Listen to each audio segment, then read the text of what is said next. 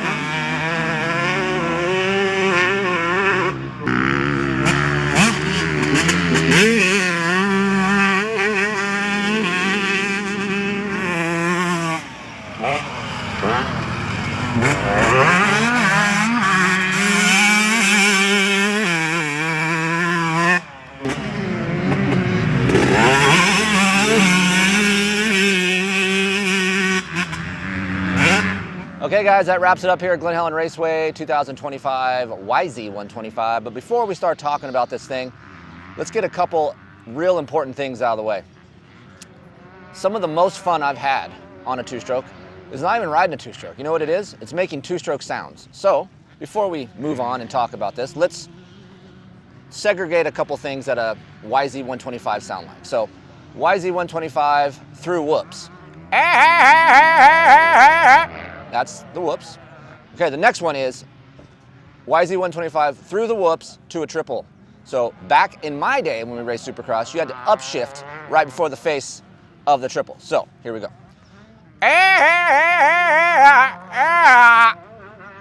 Now, YZ125, whoops, triple, you don't get the third gear shift and you're gonna endo. That's endo. This is what I was like, because to let you guys in on a little secret, look, Simon gets to this track right away. I don't get no warm-up. So you see some lame duck out there riding a Yamaha YZ125. I'm in third gear. It's not good. So this is me learning how to ride a YZ125 again. Coming into a corner.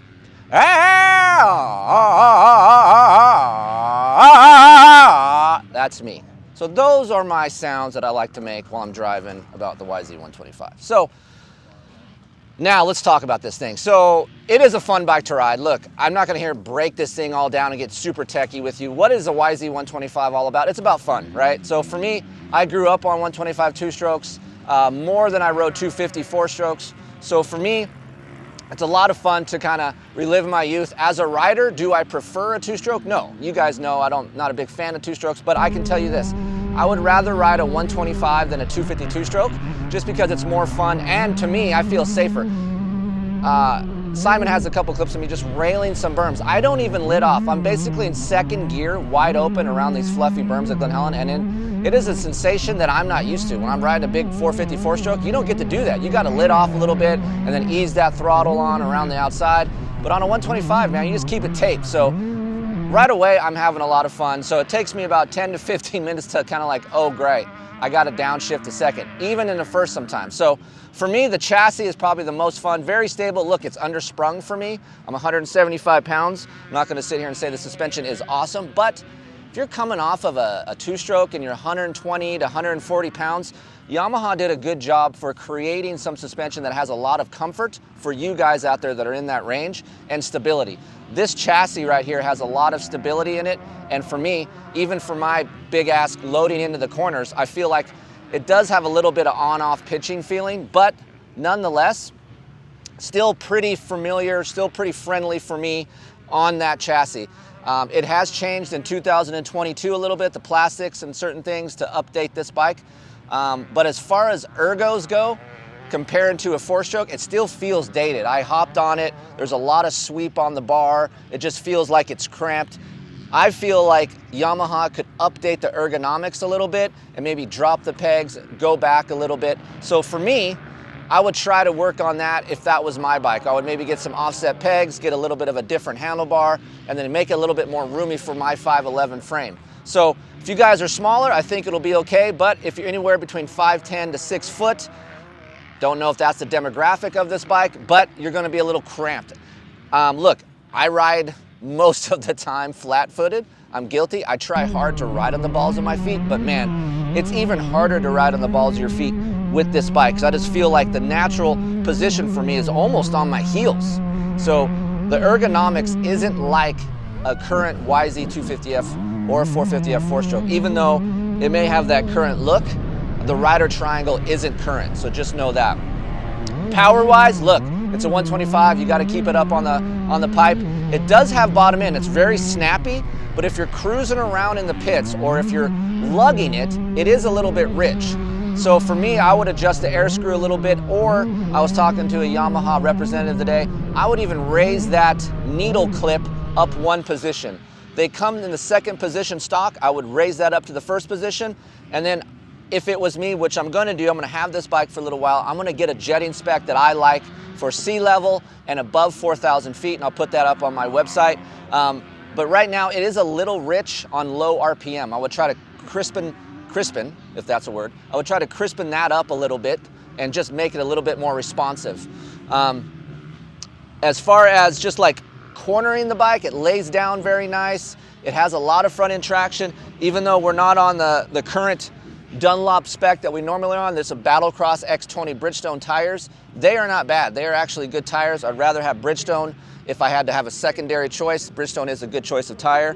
But for me, overall, it's just a lot of fun to ride. Look, this is not going to be a groundbreaking video and all this techie stuff. If you're looking to get a 125, and I'm going to say this with peace and love, I would rather have a YZ125 than a KTM 125. For me, it vibrates less than a KTM. I feel like there's a little bit more low-end pickup than a KTM. Ergonomically, I think the KTM is better, but nonetheless, the YZ125 is a fun package, even for my big ass around Glen Helen. Look at, I'm not gonna apologize. I don't really know how to ride a 125. I kind of lost that a long time ago, so you're gonna see a lot of that. I'm very vulnerable right now for you guys when you're watching me ride. So the comments below, be nice, be gentle, but it is a lot of fun to ride. For $69.99, it's a fun bike to ride.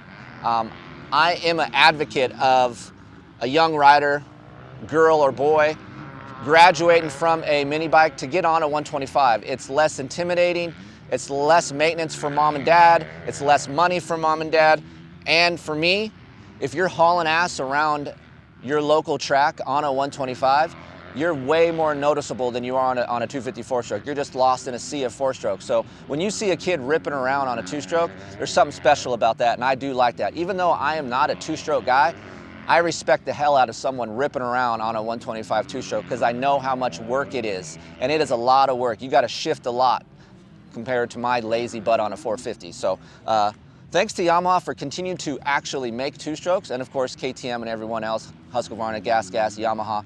I appreciate it. Hopefully we get some more two-strokes back and expand our footprint a little bit in the dirt biking world. I know there's a lot of two-stroke lovers out there, and I respect that. So let's continue to make this thing Yamaha. Let's update those ergos a little bit. Travis, I know you're watching.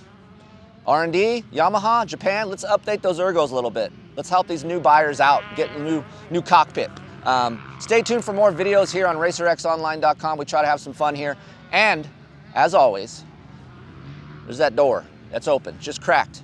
It's like back in the day when your parents said, you better leave that door open if you got a girl home. Don't close that door. Well, our door is open for you guys to ask any questions that you guys want. Chris@KeeferInkTesting.com is the email. I'm happy to help you guys out. Look, I don't know if I'm the authority on two-strokes, but I will try my best to help you guys out if you have a question about this YZ125. And I'm gonna go back out and ride at Glen Helen. There's about 247 riders on the track right now, but we're gonna go back out anyway. See you on the next video.